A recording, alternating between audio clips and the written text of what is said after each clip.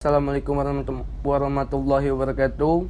Perkenalkan, nama saya Dio Saputra dari Prodi Agribisnis Fakultas Pertanian Universitas Sarjana Wiyata Taman Siswa. Di sini saya akan menyampaikan materi UTS mata kuliah Manajemen Agribisnis tentang Sistem Pertanian Terpadu. Dosen pengampu Ibu Artita Depi Maharani, SPMA. Di sini saya akan menjelaskan tentang apakah pertanian terpadu itu. Sistem pertanian terpadu adalah satu sistem yang menggunakan ulang dan mendaur ulang, menggunakan tanaman dan hewan sebagai mitra, menciptakan suatu ekosistem yang tailor-made, meniru cara alam bekerja. Satu praktek budidaya aneka tanaman atau aneka kultur yang beragam di mana mikro output dari satu budidaya menjadi input kultur lainnya, sehingga meningkatkan kesuburan tanah dengan tindakan alami, menyeimbangkan semua unsur hara organik yang pada akhirnya membuka jalan untuk pertanian organik ramah lingkungan dan berkelanjutan. Sistem pertanian terpadu.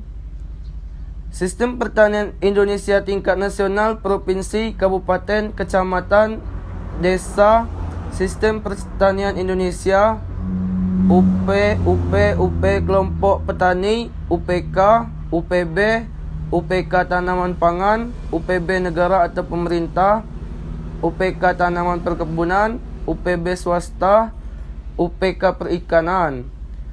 UP atau biasa disebut unit pertanian atau farm, UPK unit pertanian kecil atau small farm, UPB atau unit pertanian besar atau estate, UPK peternakan. Contoh aplikasi integrated farming. Komponen integrated farming. 1. Manusia. Manusia sebagai makhluk hidup membutuhkan energi sebagai motor kehidupannya. Dengan integrated farming system, manusia tidak hanya mendapatkan keuntungan finansial, tetapi juga pangan sebagai kebutuhan primer dan energi panas serta listrik. 2. Peternakan. Peternakan memainkan peran sebagai sumber energi dan penggerak ekonomi dalam integrated farming system.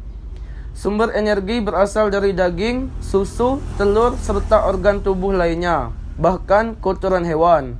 Sedangkan fungsi penggerak ekonomi berasal dari hasil penjualan ternak, telur, susu, dan hasil samping. 3. Tanaman syarat. 3. Tanaman. Syarat tanaman yang dapat diusahakan adalah bernilai ekonomi dan dapat menyediakan pakan untuk peternakan. 4. Perikanan. Ikan yang digunakan untuk integrated farming system adalah ikan air tawar yang dapat beradaptasi dengan lingkungan air yang keruh, tidak membutuhkan perawatan ekstra, mampu memanfaatkan nutrisi yang ada, dan memiliki nilai ekonomis.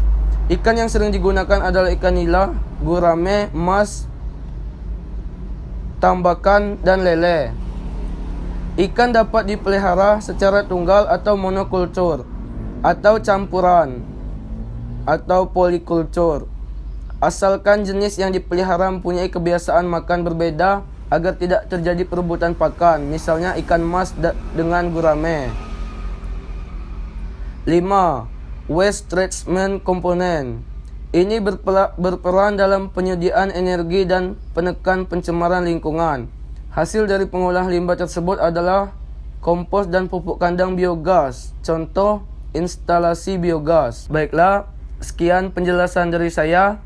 Lebih dan kurang saya mohon maaf. Wassalamualaikum warahmatullahi wabarakatuh.